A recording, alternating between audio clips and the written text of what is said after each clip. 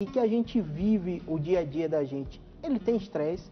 Então o estresse, na verdade, não é algo problemático. O estresse faz parte do nosso dia a dia. A grande questão é como a gente vai reagir a ele. E a gente no dia a dia, no trabalho, né, no familiar, a gente percebe que algumas pessoas lidam bem sob pressão e outras pessoas não lidam tão bem sob pressão. Então tudo vai ser da sua habilidade, né? Você está aqui no programa de TV o tempo todo tendo informação, ouvindo, se organizando. Então tem gente que lida com essa quantidade toda de informação e na hora de fazer o programa você começa como se nada estivesse acontecendo. Eu sou cirurgião, né? Então você tem compressão da família, a doença grave, a cirurgia que você vai fazer, o hospital, o convênio. Então eu tenho que pegar todas as informações e não interferir em nada do meu trabalho. Como você falou, né?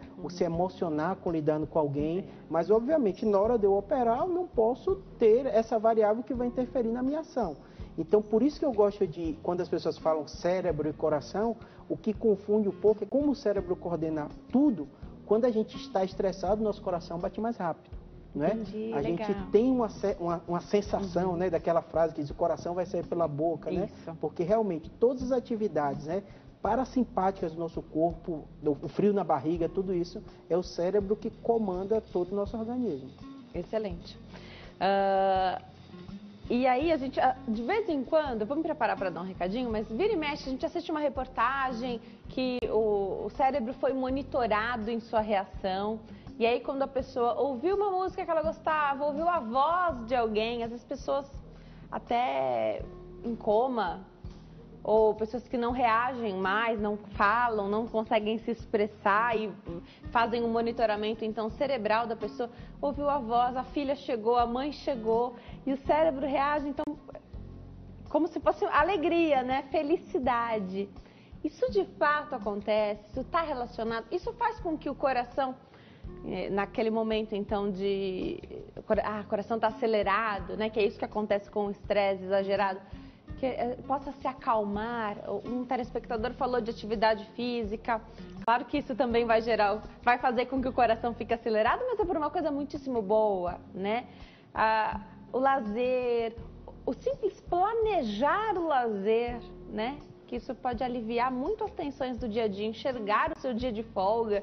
Você tem às vezes um mês muito intenso, mas enxergar o dia onde você vai passear traz essa coisa boa. Então, isso é ciência também ou é só o nosso bem-estar? Conta um pouquinho pra gente enquanto eu chego até lá, por favor, doutor. Sem dúvida, Denise. O que acontece? A gente sabe que o nosso cérebro, o que a gente mais estudou e que tem mais conhecimento são das doenças. Então, como você bem falou, né? Hoje em dia a gente tem estudos e tem exames que é possível a gente ver o cérebro em funcionamento. Antigamente só conhecia o cérebro depois que alguém falecia e fazia estudo anatômico. Então hoje já tem estudos com ressonância funcional que conseguem perceber que diversos estímulos, música, humor, cheiro, traz sensações e traz estímulos em áreas do prazer do nosso cérebro. Então isso já é um fato para a ciência, Denise. Perfeito. Vamos fazer o seguinte, a gente vai para o intervalo, no próximo bloco tem mais bate-papo, até já! Nós estamos de volta, hoje o Consulta ao Doutor fala sobre como o cérebro reage às emoções. Quem tira as nossas dúvidas é o Dr. Júlio Pereira, ele é neurocirurgião, explica tudo para nós acerca desse tema. Doutor, a gente começou o programa falando sobre a busca de informação pela internet. Passeamos um pouco aí sobre ferramentas para tranquilizar, acalmar as pessoas, né? Então, atividade física, um passeio, lazer, o simples planejar disso tudo. E tem uma coisa acontecendo na internet agora que as pessoas têm buscado bastante, que é uma sigla ASMR. O que é isso? Explica pra gente, doutor. Perfeito, Henrique. O bom da internet é isso, né? Eu, por exemplo, quando eu criei o canal do YouTube, era para dar informação e às vezes eu recebo. Então eu coloco lá muita informação que o paciente vai ser submetido a uma cirurgia, ele tem uma dúvida, na consulta você informa, mas todo mundo sabe disso, eu também passo por isso, você vai cheio de pergunta e esquece na hora, né? Então eu faço uma série de informações lá.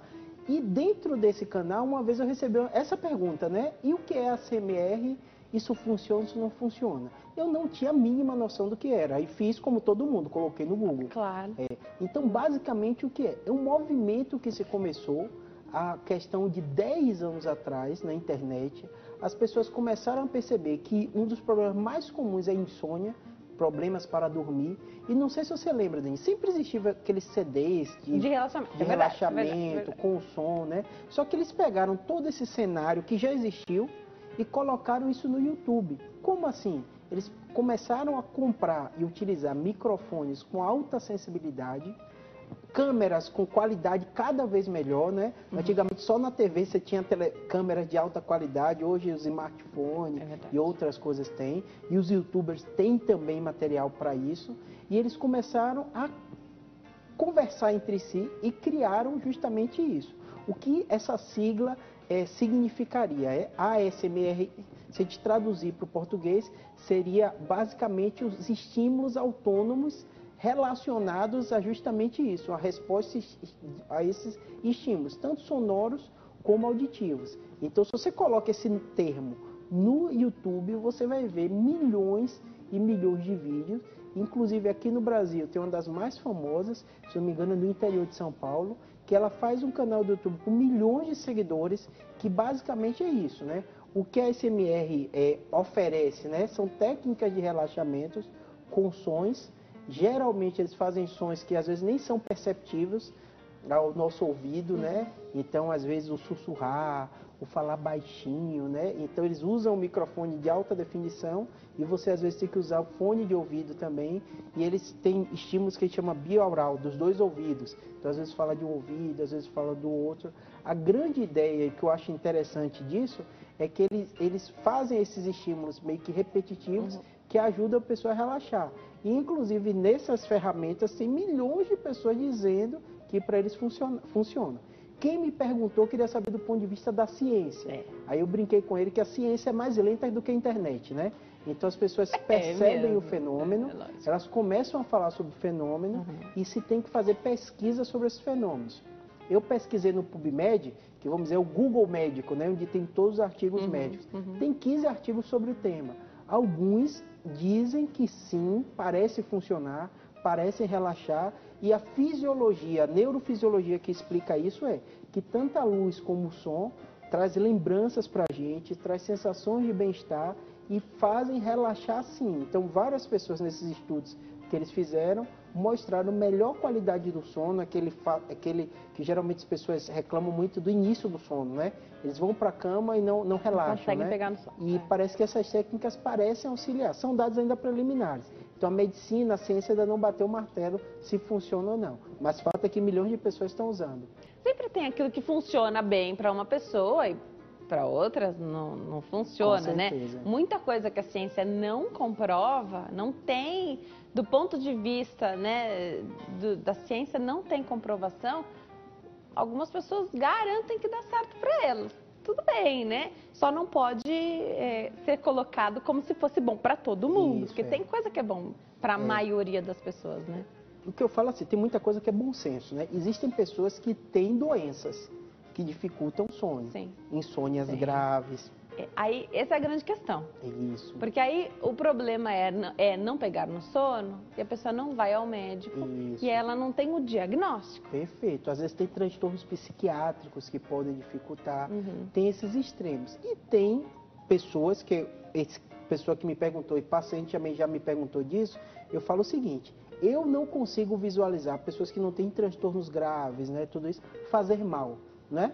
É ouvir uma música, ouvir um som. Então, essa técnica de começar a dormir, todo mundo fala, e eu falo para todo paciente, é não comer muito antes de ir para a cama, não levar cheio de atividade, que é difícil a gente não levar o celular, né? Então, às vezes a pessoa diz que tem dificuldade para dormir, mas fica horas assistindo Netflix, né? E outras TVs. Aí estimula demais, estimula, né? ou deixa a TV ligado, né? Ou fica no celular. Então, assim, me parece, né, uma técnica que eu não consigo imaginar que vai trazer algum problema. Eu consigo imaginar, assim, que pode ajudar. Só não posso usar o carimbo da ciência e da medicina, dizer que isso funciona. E nem prescrever isso de nenhuma forma, com né? certeza.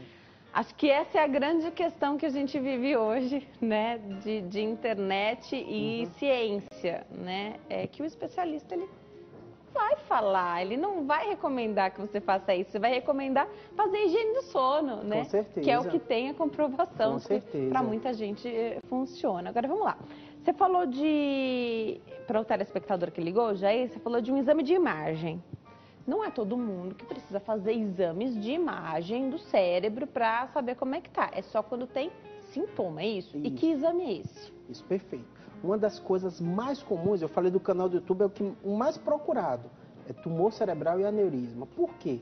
Todo mundo conhece, ouviu na televisão, ou aparece direto, né? Ou pessoas jovens que não tinham nenhum sintoma e de repente descobriram um tumor cerebral. Ou de repente o aneurisma rompeu e faleceu, né? Então, o que acontece? Existem sinais de alerta, no caso de uma dor de cabeça, que fazem ou sugerem ao médico que o paciente precisa fazer o exame de imagem. Então, dor de cabeça recente de quem nunca teve, uma dor de cabeça que está piorando, uma dor de cabeça acompanhada com sintoma neurológico, então o paciente que ficou com o braço mais fraco, teve uma crise convulsiva. Todos esses são fatores que vão levar o médico a pedir o exame de imagem. Então, quem pede o exame de imagem é o médico. Então, ele vai ouvir os sintomas do paciente e, dentro desse contexto, vai ver se tem sinal de alerta ou não. Quais são os exames de imagem? A tomografia e a ressonância. A ressonância é o exame melhor para você ver cérebro, algumas partes, só que é o exame mais demorado. E, no caso, a tomografia, de um modo geral, é o exame que é muito feito na emergência, para o trauma, para sangramento, é o exame mais rápido, né? Então, na verdade, o médico vai avaliar qual dos dois exames é necessário e se é necessário. Tá. Telespectadora na linha, a Olga, fala conosco de Santa Cruz, no Rio de Janeiro. Oi, Olga, tudo bem? Boa tarde. Boa tarde, querida. Seja bem-vinda ao Consulta ao Doutor. Fica à vontade, a doutora já te ouve, pode perguntar. Tá. Eu queria perguntar ao doutor, que você já até me conhece já. Meu nome é Olga, né, aqui do Rio de Janeiro. Eu sou depressiva e eu li na internet que o antidepressivo que eu tomo causa demência. Isso é verdade? Excelente a sua pergunta, Olga. Um beijão para você. Assista sempre ao Consulta ao Doutor. É uma alegria ter mais do que a sua companhia, a sua audiência, ter a sua confiança aqui no programa. Obrigada, viu? Doutor, essa pergunta é sensacional, porque muita gente para de tomar o remédio que o médico prescreveu. A pessoa foi diagnosticada com algum problema, foi recomendado tomar um remédio, ela ou lê a bula e decide não tomar, ou vai na internet e lê um monte de coisas e para de tomar o remédio. Acho que não é o caso da Olga, mas ela está tomando um antidepressivo e viu na internet que ele provoca demência. Conta um pouquinho pra gente. Isso. Os remédios, eu falo com todo paciente, não é à toa que ele é vendido na drogaria, a gente chama droga. O que seria uma droga? Um medicamento manipulável para agir no seu corpo. Então, assim, de tudo que a gente estuda hoje na medicina, uma das coisas mais controladas são a liberação de um remédio ou não. Então, todo remédio, ele tem que passar por fases de estudo, tem estudo fase 1, estudo fase 2, estudo fase 3, até chegar ao uso à população. Só para você ter ideia, se estuda há 5 a 10 anos um fármaco antes dele entrar.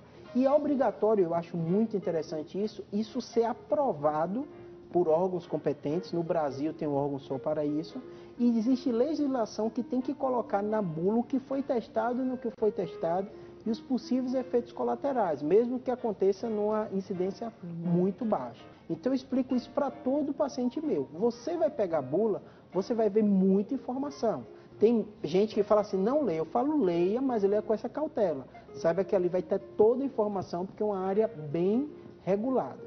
Isso é a bula do remédio, isso é informação segura. A partir daí, a gente tem que imaginar que na internet, aquilo que a gente está falando, tem muitas informações que às vezes são perdidas. Como assim?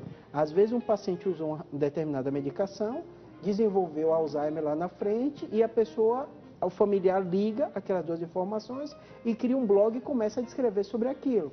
E um monte de gente começa a compartilhar. Por quê? Depressão é um problema comum de saúde, então a incidência mais moderna coloca de 5 a 10% da população, então é uma doença muito comum. O tratamento medicamentoso é um tratamento efetivo, então muita gente toma essa medicação E as demências são problemas também comuns. Para você ter ideia, quando passa de 70 anos de idade, alguns colocam que 15 a 20% da população dessa idade vai ter um quadro demencial. Ou seja, a pessoa junta num título 3 problemas: depressão, demência, uso do remédio. Então isso viraliza muito rápido. Eu não sei que remédio ela está falando, não sei de onde ela leu essa informação, mas o que eu digo, o mais importante é levar essa informação para o médico que acompanha ela. Obviamente, na história da medicina já aconteceu medicações que a gente utilizava, depois via que fazia mal e suspendeu o uso. Então, a ciência ela não é perfeita, ela é um método que ela se modifica o tempo inteiro. Então, medicações que eu fazia 15 anos atrás, algumas nem estão mais no mercado. Então, o mundo ele vai mudando. Então, o mais importante é que ela não pegue a informação que ela recebeu no WhatsApp, que recebeu no Google, e pare de usar essa medicação. Leve essa informação para o médico. Tem pacientes que falam: Júlio, eu li isso, teve isso e eu sinto isso também. Eu falo: vamos trocar de medicação. Tem dezenas de medicação antidepressivo, tem dezenas de medicação para convulsão. Não tem por que a gente insistir se um paciente tem efeito colateral. Recebi pergunta e acho sempre legal falar da aplicação off-label, uso off-label do medicamento. Porque aí ele foi criado para uma finalidade, mas descobriu-se o benefício em outra área. O doutor vai explicar exatamente o que é esse off-label, mas a pessoa vai ler a bula, ela fala: ué, acho que o médico deu o remédio errado. Se ele não explica essa aplicação, esse uso do remédio, a pessoa vai falar: meu Deus, comprei o remédio, não é que o médico errou? Não é para isso. Explica pra gente, porque no nosso cérebro, ao ler essa bula e você identificar, quase tomei um remédio errado, que não é na verdade, o doutor vai explicar pra gente, também não causa um efeito bem prejudicial pra gente? Isso, perfeito. Eu vou te dizer só um fenômeno que é fantástico na medicina, que a gente chama efeito placebo. O que seria efeito placebo? Se você der uma coisa sem efeito nenhum para alguém e dizer que funciona, até 10% da população vai se sentir melhor. Ou seja, você não fez nada, alguns podem colocar aí com efeito fé, ou efeito crença, e isso é mensurável. Então, aliás, os estudos são feitos com pacientes tomando também o placebo, né? Justamente para tirar esse efeito confundidor. Isso. Porque se você desse um comprimido para algum e não desse para o outro, ia somar tudo naquela pessoa que está tomando a medicação. Isso é uma coisa. Outra coisa são medicações que muitas vezes elas são desenvolvidas para uma doença, depois a gente diz que funciona para outra. Vou dar exemplo muito clássico com enxaqueca. A gente usa anticonvulsivante, a gente usa antidepressivo. Então a pessoa pega a bula e diz: opa, isso é antidepressivo, mas eu estou com enxaqueca. Porque funciona também. Ah, isso é um anticonvulsivante, mas eu nunca tive convulsão. Isso também é outro. Então, às vezes, um remédio ele é muito conhecido por um fator e serve para outra doença. E tem um terceiro exemplo que você falou, que é o termo off-label. Off-label é que muitas vezes não foi feito estudo para aquele tipo de doença. Essas são situações muito específicas em centro de referência, né? E outra coisa que acontece, isso é muito mais até na área cirúrgica, que a gente está falando tudo isso com remédio, né? Fácil replicar. Deu remédio para um, não deu remédio para outro, ver como funciona. E operar? Não é a mesma pessoa que vai operar um ou outro, né? Isso vai funcionar. No meu caso, são doenças raras. Então, na cirurgia, ainda mais na neurocirurgia, os estudos a gente diz que eles têm menos força de evidência. São estudos menores, com menos pessoas. Não dá para fazer o caso controle, que é isso que você falou, dá para um, não tem como cortar um e não operar e cortar o outro e operar. Não tem como, né? Então, no caso da cirurgia, muitas vezes você conversa com o paciente e fala assim: a indicação clássica era fazer isso, mas no seu contexto clínico a gente vai optar por fazer isso. Então, assim, a medicina realmente ela é uma ciência, mas tem muito ainda desse aspecto do feeling, do contexto clínico, do debate multidisciplinar, né, com vários especialistas e, obviamente, mais importante de tudo, que é a opinião da pessoa, né? Ela que vai decidir o que vai ser feito no corpo dela. E o médico está ali para auxiliar e dar informação técnica, né? Aliás, na questão específica do neurocirurgião, claro que ninguém quer operar o cérebro, né? Ter a cabeça aberta, que é assim que popularmente as pessoas dizem: doutor, mas você vai abrir minha cabeça? Precisa fazer isso? Mas tem gente que funciona melhor com tratamentos cirúrgicos, né? E você vai perceber do teu paciente também e encontrar uma maneira de contar para ele se não é cirúrgico, se o dano da cirurgia vai ser pior do que não fazer, né? Também tem isso. Tem paciente para o cérebro, vou repetir, talvez menos, porque é uma coisa, tudo é nobre no nosso cérebro, né? Não tem nenhuma partezinha que não seja nobre.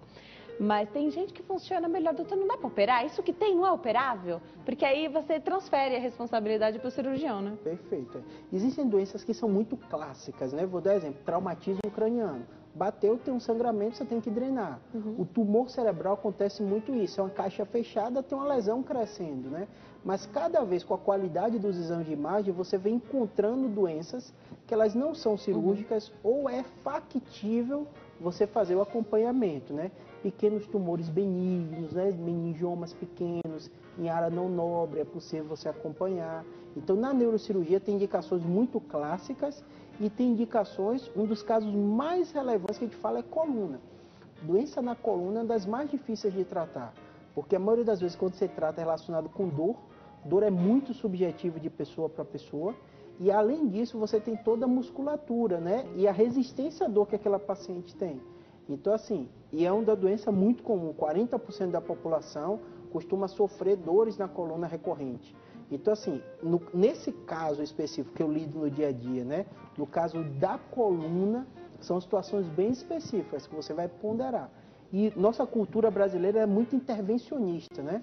Eu pensava como você, antes de ser médico, então, não, ninguém quer operar, agora né? você já não pensa mais assim. É muito diferente o jeito de funcionar, porque tem pessoas, ainda mais no Brasil, né? As pessoas gostam de fazer exame, gostam de fazer procedimentos, e tem pessoas que realmente elas querem. Você explica, você sugere, ela já chega na cabeça dela que se não cortar, não tiver feito nada, aquilo não vai resolver. Mas nada como informação, Denise, porque a pessoa ouve aquilo, às vezes não é feito do jeito que ela queria, aí ela começa a ler, começa a se informar das fontes corretas e chega à conclusão de que realmente, né, tem que ser o mais prudente é você aguardar um pouco e acompanhar. Eu falei aqui da questão do cérebro, mas o dia a dia do neurocirurgião também é a questão da coluna, né? E hoje não tem quem não tenha tido, se não teve ainda uma dor nas costas, queria avisar que a porcentagem é muito grande de acontecer pelo menos uma vez na vida. Alguns trabalhos colocam assim, se você coloca uma vez na vida, chega quase a totalidade, né? 90% da população. Mas quando a gente fala de dores crônicas, né, de uma, duas vezes ao ano, aí cai um pouquinho para 40%.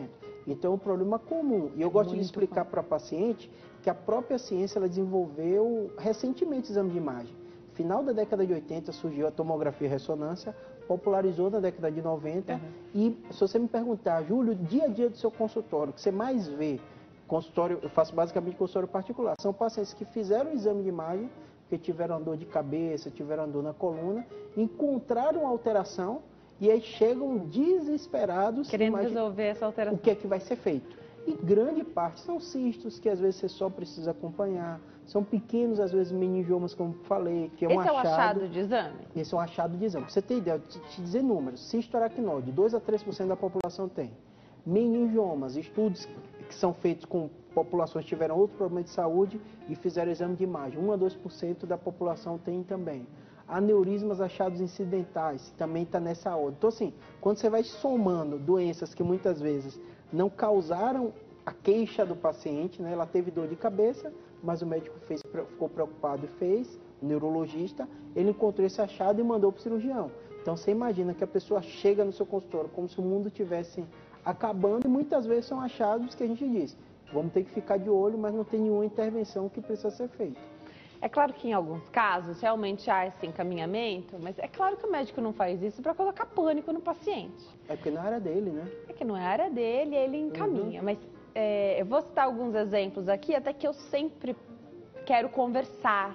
Fiz endoscopia, quero conversar com o médico que fez a endoscopia depois, dá para ver, porque foi ele que viu, né? Eu sei que ele vai escrever, mas eu queria conversar. Perfeito. Então, e fui sou sempre muito bem recebida, né? O médico vai lá, depois conversa, ótimo. Ultrassom, a gente já tá lá acordado, né?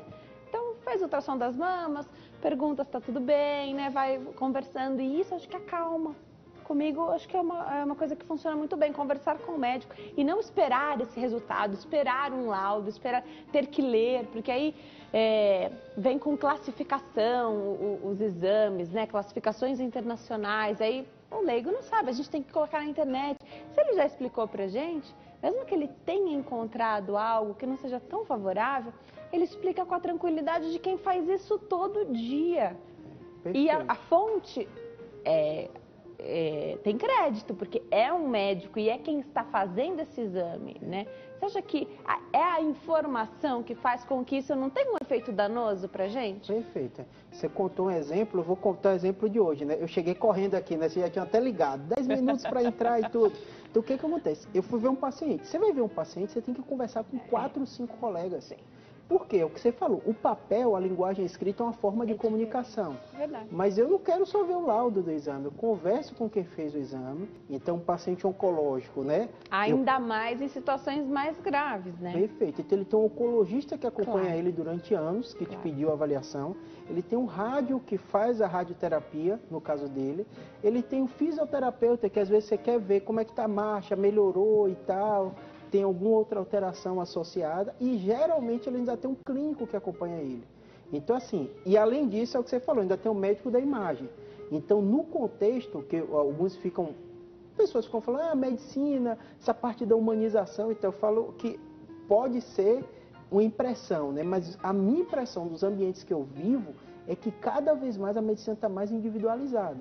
Então não basta o colega pedir a sua avaliação, ele pede sua avaliação, ele liga para saber o que aconteceu, ele conversa junto com você do que a equipe multidisciplinar vai decidir sobre o caso e vai conversar conjuntamente. Então, assim, todo esse processo, né, de fazer uma avaliação e conversar, eu até brinco com o paciente, às vezes eu converso com você, te examino, faço tudo em 30, 40 minutos, eu vou passar mais 1 ou 2 horas conversando seu caso com os outros colegas, com a equipe. Hoje ainda é comum você levar para uma roda de outros especialistas que às vezes nem vão operar aquele paciente para discutir. Então, o que você falou de conversar com quem fez, concordo plenamente, né? Não é... Eu, às vezes, quando chega um paciente de um exame que é de outro local, que eu vejo, e às vezes há uma discordância, não é nem discordância do que está escrito, né? É da interpretação do paciente, porque ele às vezes lê. Vou dar um exemplo que é um termo comum, bota assim na ressonância. Áreas de gliose.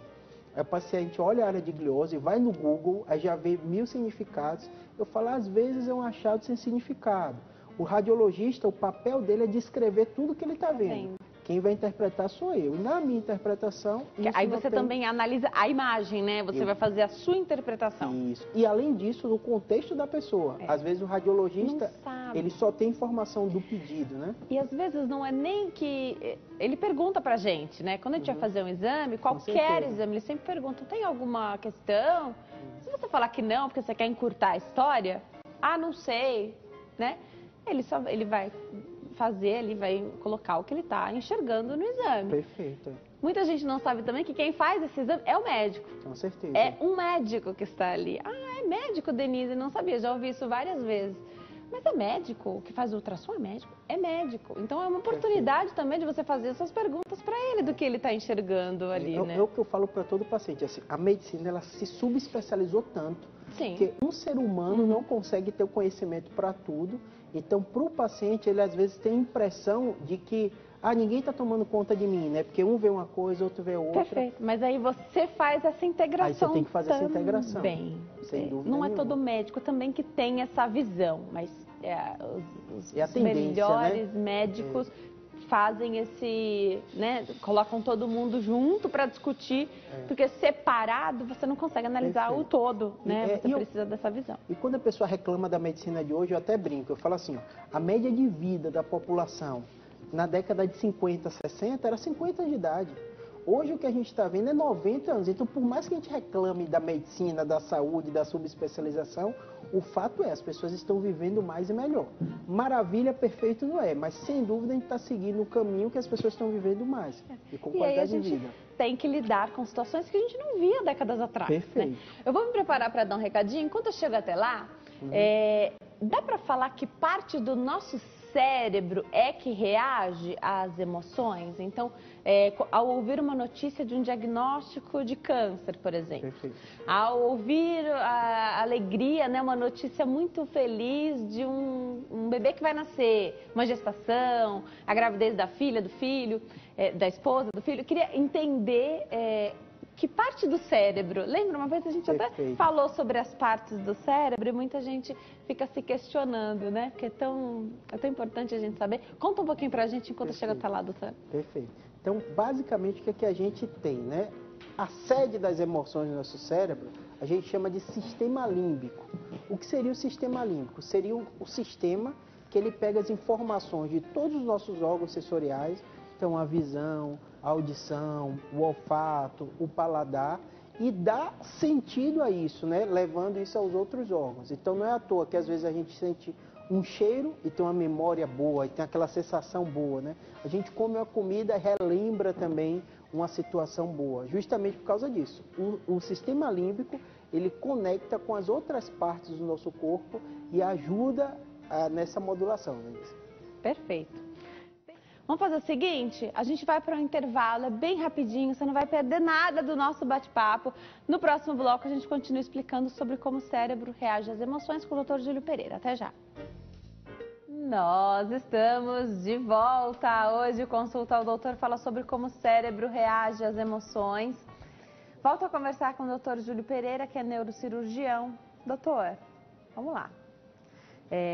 Hoje a gente sabe, tem muito mais informação do que antigamente, a gente sabe quando existem fatores genéticos para determinadas doenças, que o fator genético não é predominante, tem uma série de coisas e ferramentas que a gente pode lançar a mão, e uma delas que todos os especialistas falam aqui no programa é o fator ambiental. E desde sempre, né? Desde o nosso nascimento, a maneira como nossa família enxerga a vida, o pai, a mãe, os avós, né? Essa criação com irmãos, primos, tios, enfim, isso vai favorecendo saúde, promovendo saúde ou, ao contrário, né? Também desfavorecendo essa questão. Tem famílias que ficam muito adoentadas, sempre tem problemas, né? Até questão de... que reclamam demais. Às vezes os problemas existem mesmo, eles estão ali, mas existe o fator ambiental por trás. Também tem isso no consultório do neurocirurgião, doutor? Sem dúvida, né? Tem uma frase que eu gosto bastante que fala que mais difícil do que saber que doença a pessoa tem é saber qual a pessoa que tem aquela doença, né?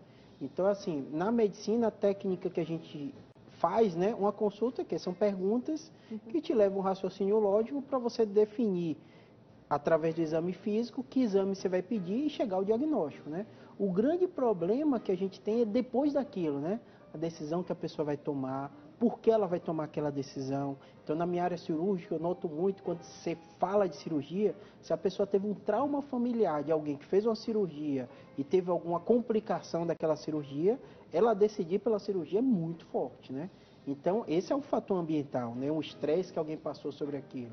Outra coisa é que às vezes a pessoa tem um fator de fugir, né, da doença, né? Ela não quer saber, diz que não vai tratar, que não tem jeito, né? E cada pessoa reage de uma maneira diferente, né? Então esse fator ambiental é um dos mais difíceis. Eu até costumo falar com o paciente que 30 minutos, 1 hora de conversa não dá para conhecer alguém, né? E a consulta médica você tem que conhecer a pessoa e dar o diagnóstico, né? Então eu costumo até brincar que do lado de uma consulta de neurocirurgião tinha que ter um psicólogo para você encaminhar direto, né? Porque você vai dar um diagnóstico. O meu dia a dia, às vezes, né, é dar a pior notícia da vida de alguém, depois de 30 minutos, 1 hora de conversa, alguém que não me conhece, né, e nem eu conheço ela tão bem. E a partir dali, além disso, a gente vai ter que tomar uma série de medidas, né? Dizer se vai precisar operar, o que é que vai fazer, qual é o futuro que isso pode levar para aquela pessoa, vai precisar de tratamento, isso não, depois de 30 minutos, 1 hora de conversa, né? Então, realmente não é fácil. Mas o que eu digo para cada pessoa, e principalmente quando ela lida com isso, que é assim, vida é adaptação. Então, geralmente, a doença não é o primeiro estresse da vida de alguém, né? Ela passou por outros problemas, às vezes familiar, e ela vai ter que traçar estratégias para seu objetivo, saber o que é que precisa ser feito, que é o que a gente vai, como cirurgião, falar, vai precisar operar, não vai precisar de um novo exame, não vai, e, ao mesmo tempo, estar emocionalmente estável dentro desse trajeto que nunca é fácil. Perfeito.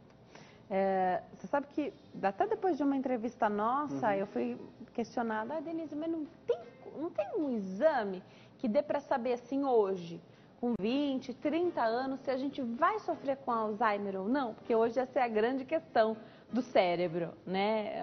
A demência senil, acho que acontece mais hoje é o Alzheimer. Perfeito. Ficou muito popular também por isso. Será que não dá para saber? E eu estava pensando, mas o que você vai fazer com essa informação se aos 20 anos você souber que se você chegar ao quê? Aos 80, aos 90, geralmente. você vai ter uma doença. Também o que fazer com a informação, né? Se você não tem meios de lidar com isso e o que fazer para melhorar ou sair daquele caminho, para que saber também, né? Perfeito, assim, é o que a gente está falando de informação. Então, uma das coisas mais importantes é a gente saber uma doença e que nível a medicina está quanto a ela. Duas doenças que são muito frequentes a gente falar é o câncer e o Alzheimer. Então, você falou as duas doenças, provavelmente seu telespectador mais se preocupa. Sim. Né? Porque câncer, hoje em dia a gente fecha o olho e imagina vários parentes, familiares, conhecidos, jovens, idosos, que estão passando por isso, né? Alzheimer é a mesma coisa, o pai de alguém, ou parente nosso, ou avô, eu tive um avô com doença do Alzheimer. Então, assim, é comum, porque a população está envelhecendo, ela está envelhecendo com o resto do corpo, a medicina evoluiu muito, né? Parte cardiológica, quem não conhece, né? Infartou, colocou stent e está super bem, ela evoluiu muito, mas as barreiras que a gente tem são das doenças mais complexas de lidar. Qual o problema da doença de Alzheimer? A gente nasce com os neurônios, são células que elas não se duplicam, então a gente nasce com a quantidade, ela funciona e no decorrer desse tempo, aí a gente não sabe explicar porquê, algumas pessoas começam a ter dificuldade na comunicação desses neurônios. E isso causa um quadro demencial e a demência mais comum, você falou muito bem, é a demência de Alzheimer. A demência de Alzheimer, né? A doença de Alzheimer, a gente não tem cura, não existe tratamento que mude o curso da doença. Uma coisa que você informou muito bem é que não existe possibilidade de diagnóstico precoce. O que existe, popularizou por um filme que foi muito sucesso, é alguns subtipos que são raríssimos de doença de Alzheimer, que elas são genéticos e têm uma alta prevalência numa família, mas isso é exceção. Então, assim, não existe, né? Não é só você que ouve essa pergunta, eu ouço muito frequente. Às vezes um paciente tem um tumor, outro que tem pergunta justamente sobre isso. Eu falo assim, ó, esqueça, desliga esse botão de preocupação, siga a sua vida, né? Sobreviver a outras coisas que são mais graves no jovem, né? O jovem o que mais mata é o quê? Acidente automobilístico. E essa pessoa às vezes está preocupada com Alzheimer e fica no WhatsApp dirigindo, não é? Bebe e sai com a direção ao volante, né? Atende o telefone no volante. O que mata o jovem é isso, né? Vai chegar um momento de nossa vida, sua amiga ou colega de 20 anos, que pode ser que a medicina mudou tudo. Tem um gráfico que eu tenho até no notebook, eu mostro o consultório para o paciente, das doenças que matavam. A preocupação da década de 50 e 60 era infecção. Era as doenças infecciosas, né? Era o que as pessoas pegavam em toda uma população. Hoje são simples de lidar, né? Hoje são simples de lidar, né? Sífilis, né? Quantas pessoas morreram, tiveram quadros demenciais, a neurosífilis. Hoje a gente, quando encontra um caso, todo mundo sabe, no meio médico, porque é muito raro. Pode ser, com essa evolução da ciência, que isso mude o curso. O câncer é um exemplo clássico. Você dava o diagnóstico do câncer, em questão de meses a pessoa falecia. Hoje o que a gente está vendo são milhões de pessoas sobrevivendo ao câncer. Obviamente, alguns casos como tumor cerebral, metástase cerebral, ele não tem cura ainda. A metástase na coluna, ele não tem cura ainda. Mas a gente está vendo pessoas com controle da doença. Vive-se também com o câncer, né? Vive-se com câncer, muito melhor do que antigamente. Com Então, certeza. Controle de dor e qualidade de vida. Existe uma... Eu não sei se isso tem a ver, e acho que cabe aqui no programa de hoje, quando a pessoa ouve dizer que não tem cura, e hoje muitas doenças não têm cura, mas não significa que não se viva bem com elas. Parece que muda a chavinha. Então, isso já melhorou bastante. Então, diabéticos podem dizer isso bem. O diabetes não tem cura e vive-se muito bem, fazendo com um controle adequado, né? Mas outras doenças, então você dizer que tem um câncer e que a medicina hoje não pode fazer nada por você, mas você não vai morrer disso. Perfeito. Que é muito comum. Por que no cérebro é também o fator ambiental? É como a gente encara a vida, como a gente foi criado? Tem a ver isso? Eu acho assim, que realmente são as doenças mais graves, né? Então, assim, a neurocirurgia das áreas cirúrgicas se lida, ela sem dúvida está ligando com o órgão mais delicado. É verdade. Então, a preocupação de todo mundo antes de ser submetido a uma neurocirurgia, e que fala muito com a gente, é dizer assim, eu tenho o maior medo de ser submetido para tirar esse tumor e não acordar, de acordar com quadro sequelar. Então, sem dúvida, como o cérebro comanda tudo, há um risco. A grande questão que o neurocirurgião faz para o paciente é dizer qual a porcentagem desse risco, qual a localização desse tumor e, caso a pessoa opte por não fazer, qual é o risco. Então, assim, dentro desse contexto, principalmente nas metástases cerebrais, né, precisa se operar. Então, a discussão do paciente, ele entender os riscos e dizer que é necessário. Até hoje, na medicina, para metástases grandes, não se tem. As lesões pequenas ainda tem a radiocirurgia, que a gente faz também e consegue controlar sem o corte. Então, eu acho que esse cenário que você está falando ambiental, de informação, também a pessoa é bombardeada. Então, a gente que está conversando aqui, que não está passando por nenhuma doença, a gente pode falar de tudo muito tranquilo. Quem está vivendo aquilo, ela lê 24 horas sobre o tema. Então, ela às vezes chega com informação, eu trabalho com público privado, em bons hospitais aqui, a pessoa fica lendo, às vezes a pessoa domina muito bem inglês, ela fica lendo tudo que está saindo lá e traz para você essa demanda. Manda um WhatsApp, manda um e-mail, você viu isso? Então, assim, ela vive 24 horas. O que eu falo para todo mundo é, quando você fica doente, sua vida não para. Você está doente, como eu vou estar algum dia em sua vida, mas você tem que seguir sua vida e tentar fazer a escolha mais racional e não deixar o tempo inteiro que a doença tome conta de sua vida. E a vida da pessoa não pode parar, mesmo que ela queira, não pode parar. E a vida de quem está em volta não vai parar, porque por mais que a família também sofra e adoeça junto, tem que trabalhar, tem que continuar em movimento, tem que continuar o que estava fazendo antes, né? Nesse sentido, também a família é fundamental, né? E queria trazer aqui uma situação, até, que eu recebi mensagem esses dias, a pessoa falando assim, nossa, Denise, a medicina evoluiu tanto, né? Agora a gente não precisa mais. Antigamente, a pessoa que tinha mais dinheiro viajava para fazer cirurgia em outros países, né? Hoje, a menos que seja uma cirurgia que não é feita no Brasil, algo que ainda não tenha comprovação necessária para se fazer aqui. Mas hoje em dia não precisa, né? Você tem um câncer e você trata aqui qualquer tipo, né? Hoje em dia, assim, o Brasil, se você olha no sistema de saúde mundial, eu passei um ano, fui 2 vezes nos Estados Unidos, fiquei na Harvard um tempo e depois fiquei na Universidade da Califórnia, em 2013 mais ou menos. Assim, quando eu fiquei antes, em 2008, é uma diferença gigante do Brasil para fora. Em 2013, tudo muito parecido, né? Aqui nos grandes centros do Brasil, eu não consigo imaginar grandes diferenças, né? Então, assim, realmente o que você falou é a maior verdade, né? E os pacientes já perceberam isso, né? Eles olham na internet e veem. Há uma diferença muito grande entre a medicina brasileira e a americana, porque na americana, legalmente, eles podem fazer propaganda de resultado, dizer venha para isso, venha para o melhor lugar. Aqui no Brasil é proibido. Então, assim, lá você tem muito esse apelo, né? Mas, assim, o próprio paciente hoje ele vai se informando e percebe que nos grandes centros do Brasil não tem grande diferença. Você falou que a clínica, o consultório do neurocirurgião devia ficar do lado do psicólogo. E tem gente que ainda precisa ir ao psiquiatra, porque precisa tomar um remédio para equilibrar essa química cerebral, para que o organismo possa reagir bem à sua conduta de tratamento, porque a pessoa não está bem às vezes. E junto com um problema que você diagnosticou e descobriu, ela tem uma depressão, por exemplo. Perfeito. E isso vem muito do sistema de saúde, né, que a gente vive. Assim, pra você ter ideia, os próprios convênios, o sistema público, ele entende muito bem que se uma pessoa tem um tumor no cérebro, ela vai precisar fazer o exame e vai precisar ser operada, né? Mas é difícil ele mensurar que alguém vai ficar mal, vai deprimir, pode ter risco até de suicídio se não tiver um bom controle com os outros profissionais, como você tem o exemplo, o psicólogo, né?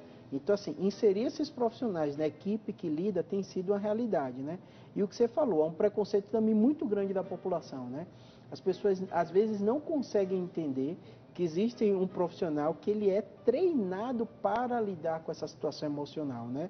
Não é eu, neurocirurgião, por mais que eu lide no dia a dia, né? E que tenha essa habilidade. E que seja conversador, né? Meu espírito baiano, né? De conversar, dar palpite, né? Mas tem um profissional que ele lida especificamente com isso e tem uma técnica para isso. Então, por isso que todo paciente que passa, eu encaminho, eu falo, vai ser um momento novo em sua vida, da sua família, e que vale a pena você fazer esse tipo de acompanhamento.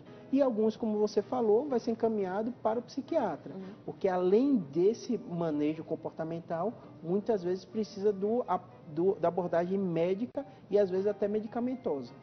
Perfeito, doutor. Infelizmente o nosso tempo acabou. Adorei essa conversa hoje com você. Acho que esclareceu bastante.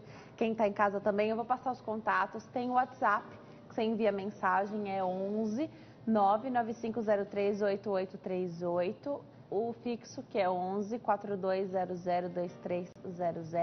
E o YouTube, que o doutor se referiu aqui durante o programa, youtube.com/neurocirurgiabr.